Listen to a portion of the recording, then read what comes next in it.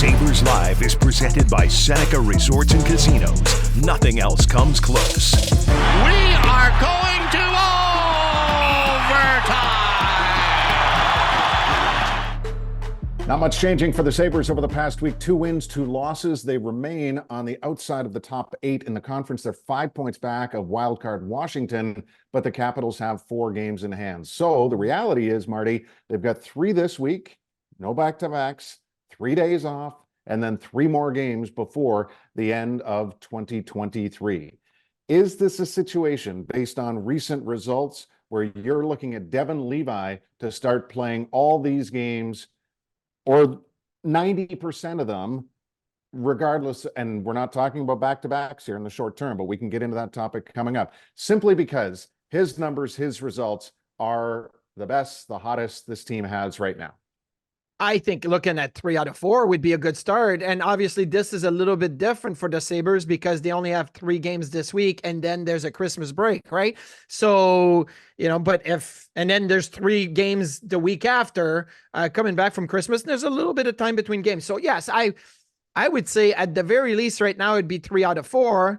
I would even consider saying all 3 games this week for Devon Levi. Obviously the performances are going to be dictating what happens. Right. In my opinion, you say, okay, Columbus and Toronto, those would be Levi games. And then the Saturday night against the Rangers at MSG, that's still up in the air. But if I'm planning ahead, that's how I'm looking at it. Now, look, we know there's been, some up and downs with Levi early in the year, not finding his groove, getting sent back to Rochester. But I always felt anyway, that he was the one with the better upside, even starting the season. Give him a chance, see what happens. It didn't work out. Okay. But then he got an opportunity with Luukkonen being sick to come back.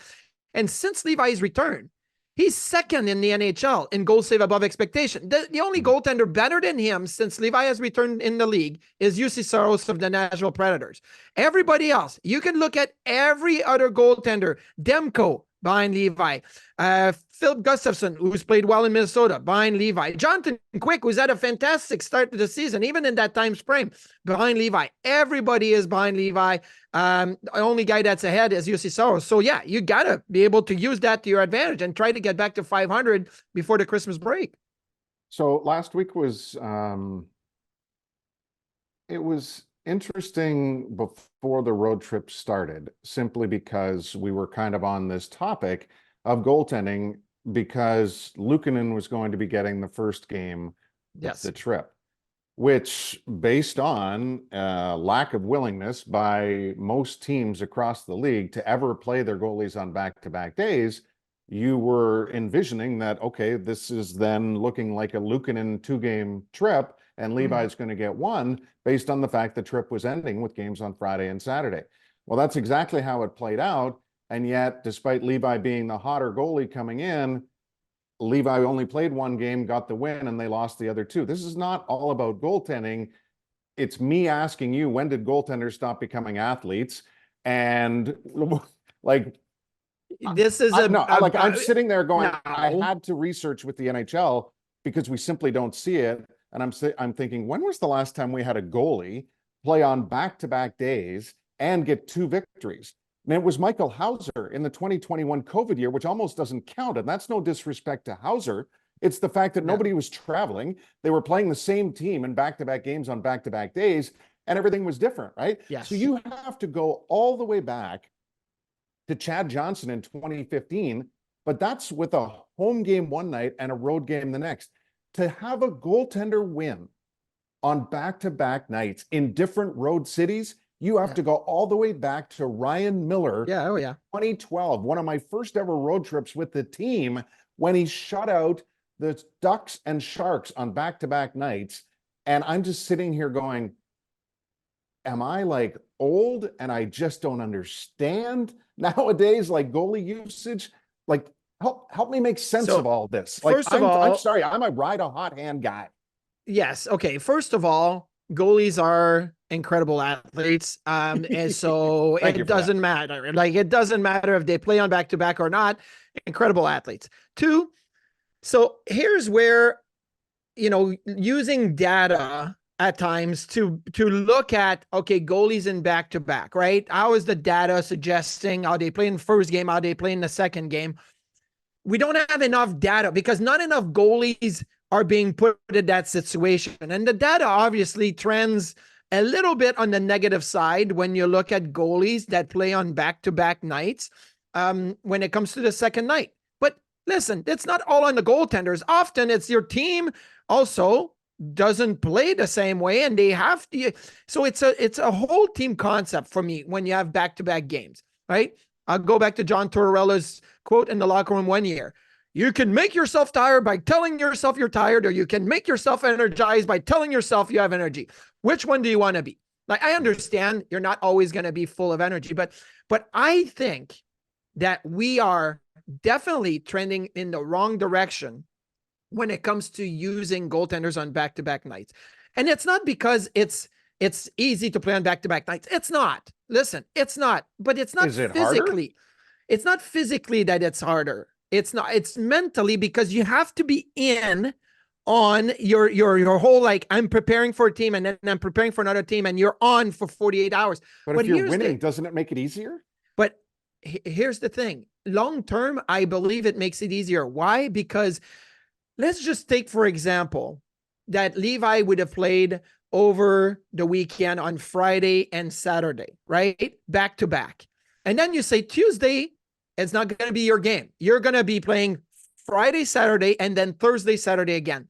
Now you have a chance to kind of refresh on Sunday, Monday, Tuesday, Wednesday. You have 4 days to kind of refresh and then get back at it again. Instead, now it's Saturday, Friday you play, and then Saturday is basically a non-day. Like, you're not going to have much to do Saturday because it's a game day. Sunday is a day off. So now you got Monday, you're back at it Tuesday, you got Wednesday, you're back at it Thursday. You never have time to disconnect. If you play like every other day or every 3 days or whatnot, you really don't have time to disconnect. I feel like it'd be so much better for goalies to go back to back and then have a little bit of a break. Or you go 3 out of 4 and then have a week or 5 days.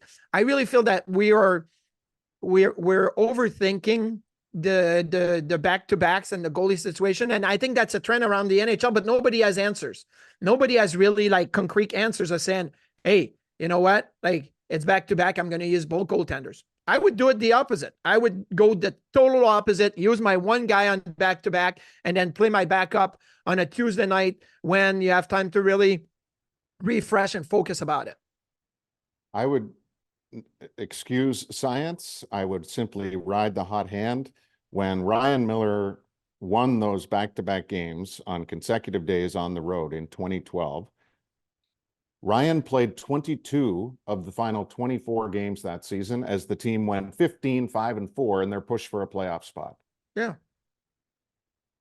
Well, Ryan Miller was Ryan Miller too. Like, I mean, there's unique, there's different. Most goalies would be if they get the chance. Yeah, I get, but I'm just saying, like, Ryan Miller was an elite goaltender with experience in 2012, many years of experience. That's, of course, you have to manage that too. But also, you know what I would say? You don't know Levi's going to fail. Exactly. That's what I'm going to say. You have Levi, who played college for the last 3 seasons, playing Friday, Saturday. 2. Well, 2 and yeah. He missed an entire year's first. Yeah, but okay. So the last 2 seasons, playing every Friday, Saturday, most often. Mm-hmm. Play Friday, Saturday, and then you have days to prepare. And then you play Friday, Saturday, days to prepare. And the same is true for guys that go through the AHL, where you play a lot of Friday, Saturday, Sunday. Well, that's how we did it. And I get our times was different. Brodeur played 70 some games, and Dom played a lot, and Patrick played a lot, and it was though Curtis Joseph played a lot. That's how it was.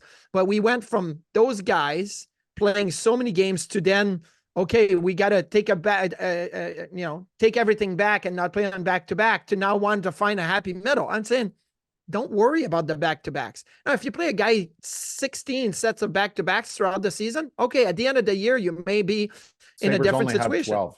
Well, yeah, okay, but I'm just saying. No, but I'm narrowing the focus because this is the Sabres show. There's only 12 sets of back-to-backs. 5 of them are in the books already. They're 3-2 in the first game and 2-3 in the back. So clearly nothing. You know what I mean? Like, there's nothing is pronounced here. So again, this is not. There used to the be biggest- 18 to 20 sets of back-to-backs too. Right. So that was different. Now you got 12. It's a different, you handle this differently, right? Like you can't just even think, okay, we're going to Most coaches give only worry 12 about games 3 to out our of 4, not backup. back-to-backs. But it used to be like 20 back-to-back, 20 sets of back-to-back. There's your 20 games for a backup. Because you go 60 and 20, whatever, 80 games, right? And then maybe it's just going to change along the way, but that was almost a guaranteed. It was almost like a no-brainer. I don't want to think about it. This is how my schedule is going to go. You don't have to do that now, but you also, can adjust the situation. I had Tyson Nash last week ask me, hey, goalie rotation. One goalie plays one. I'm like, that's terrible, right? Because there's not enough thinking about how do you win the next game? How do you put your best team together to win the next game when you do a goalie rotation? Regardless of if you win or lose, you're not in the next night. And last week, I'll be honest with you, I think that the Sabres handled it the way that I would have also by playing Luukkonen on the Wednesday night in Colorado and getting him one of the two. Why? Because he had been good before the sickness, and you want to give him back and see where he's at. And really, to be honest with you, it wasn't Luukkonen's fault. The Colorado game was absolutely bad in the first period, and the Arizona game, yeah, he made a mistake, 1-0, but the Sabres didn't have any offense from that point on. When Arizona made it 1-0, they didn't have any offense to come back. Like this was a 1-0 game, technically. Like they just didn't have anything. So it's not on Luukkonen, but now you use what you saw last week and you flip it to this week. Okay. I could see Levi going all 3 games if the performances are there in the first 2. Well, obviously we didn't solve anything there, so apologies for the first 11 minutes of the pod, but well, we solved what I would do, and we saw what you would do. what I would do. Well, no, what you would do is you would run the hot hand. Yes, I know, but I'm saying nobody cares. Since this team went over 500, they are 6-10-2, and their goals for is 2.56, which is 28th in the league. So they have not found a rhythm there, but the coach on Monday said that if not Tuesday, then Jack Quinn is going to be very soon. There's a lot of optimism that Quinn's going to debut now on Tuesday against Columbus. Alex Tuck may play in that game. He sat out of practice with maintenance. He's going to try to get extended maintenance during the 3-day Christmas break, but obviously he remains not at 100%, but trying his best to help this team. How are they going to find a rhythm offensively? Let's assume with Tuck and with Quinn, and at some point with an answer to the power play. That's $1 million question right here, because I ask it every week, so I sense that you probably warmed to the task now. So well, yeah, but I try to not always repeat the same question, the same answer. Say something different. Say something different. Well, no, you haven't talked about Quinn this year. So we'll start with Quinn. If Quinn plays Tuesday, how does it impact the lineup? Well, I mean, I'd love to say Quinn is going to come in and he's going to be where he was last year, and but this is a guy that late December will play his first game of the season. Whenever he plays, if it's Tuesday, Thursday, or Saturday, we'll play his first game of the season. I can't put all my eggs in the Jack Quinn basket. Will there be some energy that's going to be there for him? Absolutely. Will he have that added offense maybe on the power play? Yeah, there's a chance there, but I have a hard time thinking that Jack Quinn alone is going to make that much of a difference. There's just not that sustained consistency offensively right now, right? Like what we saw with the Krebs, Oposo, Robinson line crashing the net and getting that huge win at home, right? And you're thinking, wow, this is exactly what they need to do, what we've been waiting for them to do. And then it's not there, where you go into Arizona, especially after a big win in Vegas, and you don't have much around the net. You had great chances for 4 minutes at the end of the first and 3 minutes starting the second. And then after that, it flattened out. It just flattened out for the rest of the game. So yeah, Quinn's going to be a nice addition. I would love for this team to find a top 9 right now, because you just don't have that. So one player, Quinn, coming in, even if Tuck is there, you still don't have enough to put together a top 9. And that's the issue that I think is going to continue to plague them offensively, is just you're relying on a top 6 and a bottom 6. And it's just hard to consistently put numbers up to be able to score like you used to or like you want to. Well, from a power play standpoint, now what? I mean, just from a look standpoint, look, sorry for not filling in all the details here. Obviously, Quinn's coming back. Tuck could play. Skinner's still out. Thompson's quiet right now offensively. The Greenway's day to day. Yeah, but he's never going to play power play. The group is 2 for 29 the last 11 games. They've only had 6 power plays the last 4 games, which is not a lot to work with. Yuri Kulik is going to play his final game with the Amerks on Wednesday and then head to the World Juniors for a 3rd time in his career. Yeah. So don't be looking in that direction for someone to come up and help from Yuri's standpoint. So how do you massage all this to try to make it work, look different, feel better? Well, I they've been talking about, let's move, Tage Thompson around. Let's get him to the right side.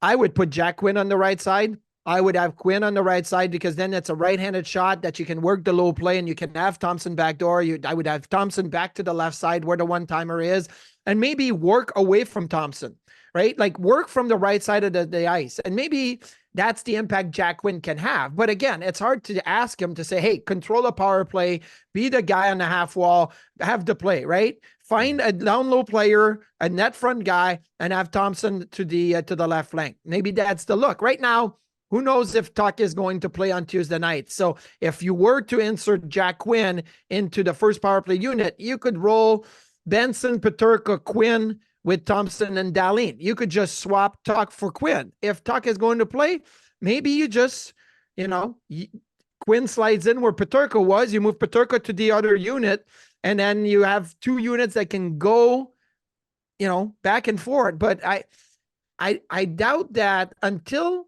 you have your identity set on the power play, which was Tage with the one-timer, and then we saw Dahlin with the shot from up top. But until you have that shot mentality and that identity on the power play, I think Quinn can help a little bit, make a nice play here and there. But it got to go through Tage, and Tage has been quiet. And I don't think Tage is 100% still. I think he's not handling the puck super cleanly. So it makes a big difference. Coach Granato did say he believes Tuck will play on Tuesday. Obviously, it'll be determined at the morning skate. Wouldn't the power play at some point go through Dahlin if it doesn't already? Yes. And again, maybe it's Dahlin and Quinn, middle and right flank. Like, I think what we're trying to do and what the Sabres are trying to do is kind of force it to the left side, almost set up the left side. Why? Because Dahlin's a left-handed shot. So when they play the back and forth with Thompson, if he's there or whoever else is on the left side, you're trying to set Dahlin with the one-timer. But teams are so good at breaking it down now that they always seem to be in the right position. I love a really good hard slap shot from the point, a good one-timer. Dahlin, I've been saying it all the time, but right now it's not there. The option's not there. Work from the other side of the ice and see if you can get maybe a different, like maybe you do a high rotation, Dahlin Thompson, and Thompson's the guy at the top that gets the pass back from the right flank if it's Quinn and gets the one-timer from the top. I think there's different things, but having 3 high and 2 low is just not enough numbers at the net right now. I would move Thompson a little lower into the, his left flank position, but more around the net to be able to get that outnumber at the net 3-on-2 right down low. Well, when you're serious about the game, bet on Buffalo at the only sports books in Western New York. Seneca Resorts and Casinos betting counters open daily. Self-service betting kiosks are available 24/7 at all 3 locations: Seneca, Niagara, Allegheny, Buffalo Creek. The Sports Lounge features the latest lines, multiple screens, so you never miss a minute of the play. The Sportsbook at Seneca Resorts and Casinos, where the love of the game meets the thrill of the win. What else is the new segment I'm introducing today? What else is catching your attention right now, Marty? What else is catching my attention right now? It's the way that the race is in the Eastern Conference, really. And I know maybe that's not Sabres related, but we have to start looking around too, right? The teams that the Sabres are kind of battling with or trying to get back into the picture. All the teams ahead of Buffalo right now have at least a 500 or better record. That's why this week, and that's why last week, that 3-game trip was huge for me. If you go 2 out of 3 and you go 2 out of 3 this week, all of a sudden, boom, you're back at 500. Now you went 1 out of 3, so you got to go 3 out of 3 this week to get back to 500. Pittsburgh just got blown out by the Leafs 7-0. They're sitting, at the same number of points, but 3 games in hand. You can get to Montreal. Tampa is just not finding their groove. New Jersey just lost to Anaheim. Like, there's teams ahead of you that are struggling. 1 week can make a big difference, but you got to have that. We're going to, clean sweep this week. We're going to do everything we can to find a way to win this week, and then we'll take our Christmas break, and then we'll reset. But so that's where I'm looking around the league right now when I see that, New Jersey is losing a game, and then, the Pittsburgh Penguins are getting blown out. That is catching my attention, because I'm like, if the Sabres could just get hot right now for 1 week and then get themselves back into a better position before the new year. Right, but they haven't had a week. They've only won. They haven't had consecutive games.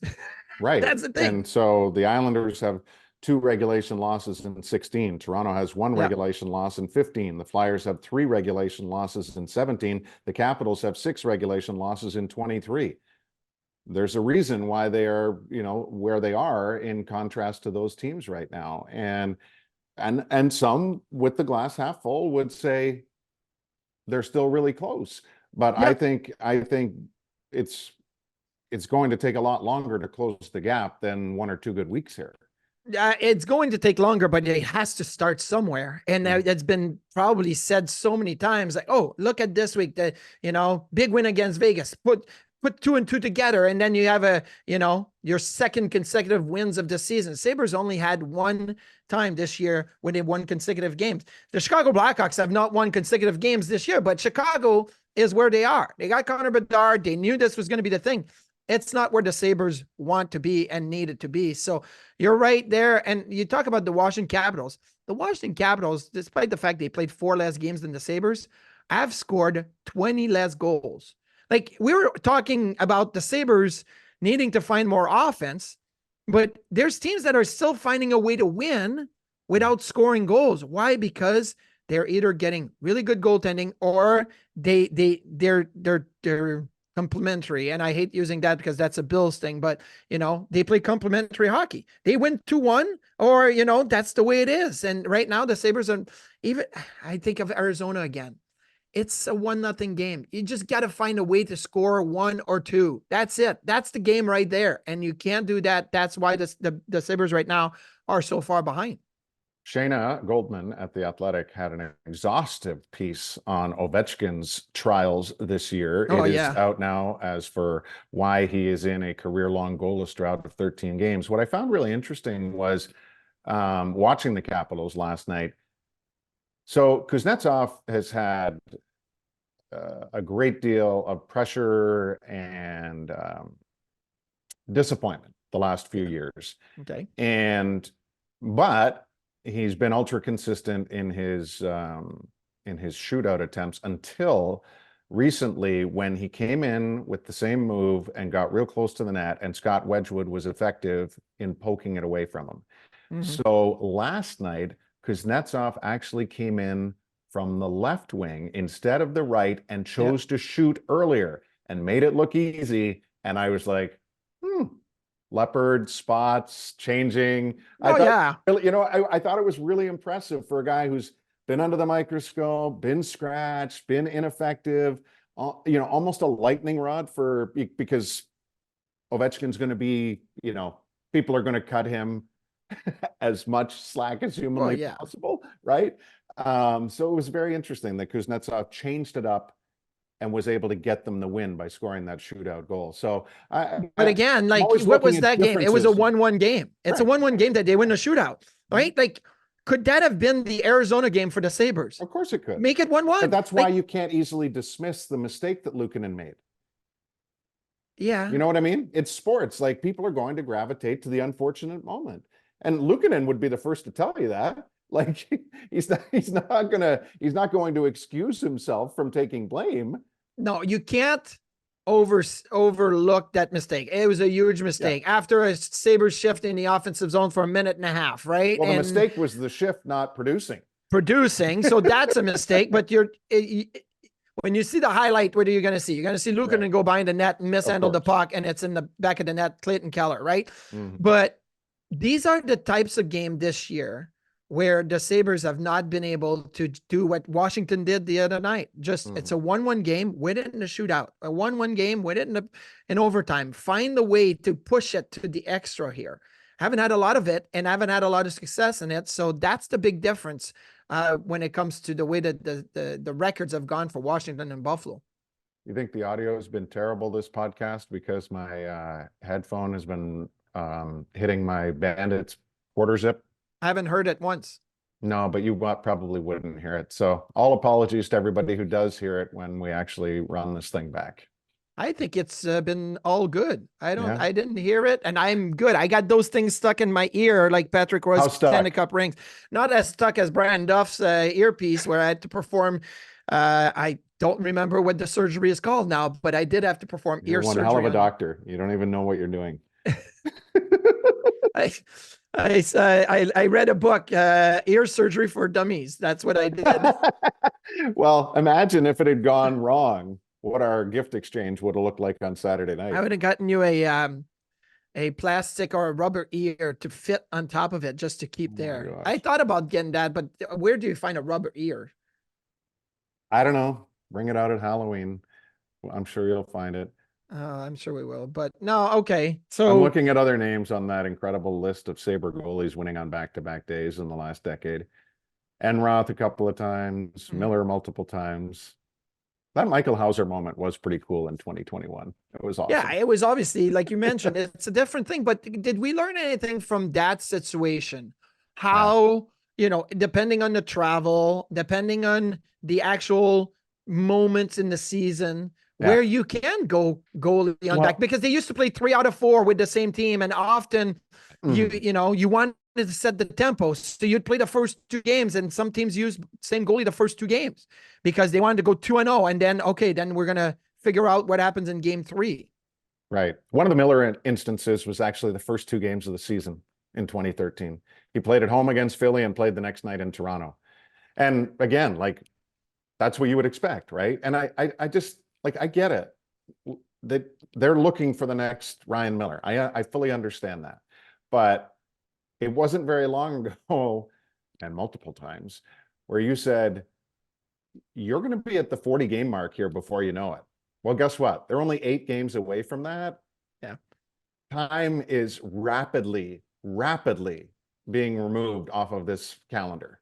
So that's obviously where, if you were sensing an urgency in my voice, that's where it was coming from at the top of the show today. No, and there is, again, if you were 3rd in the Atlantic and had built a nice cushion and you had a rhythm and everything was good, it's different. Right now, you're going to play some players that need maintenance, right? And you're going to push it a little bit more. And that's why, like Don Granato talked about, Tuck is going to need some maintenance often. This is not resolving. He's going to need time. But you also have to look at your roster and you're like, okay, if Tuck doesn't play on Tuesday night, what do we have to create offense on because we're going to reinsert Jack Quinn in the lineup possibly. We have an 18-year-old Zach Benson, right? And that's what we have. Like Tage Thompson, we have a JJ Peterko's having a great season, but we don't have a Jeff Skinner.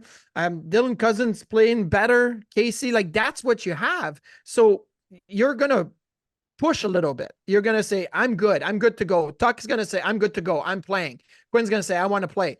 But the same can be applied to the goalies, where you would ask Devon Levi, hey, you're good to go? I'm good to go. Okay, let's go. Let's push it a little bit and see if we can roll the dice on it. Roll those soft, dice that you got me for Christmas and see what numbers comes up. It can't be a 2 and a 7, but whatever. I think it would come up, Levi. Okay. On that note, we'll see you Tuesday, folks.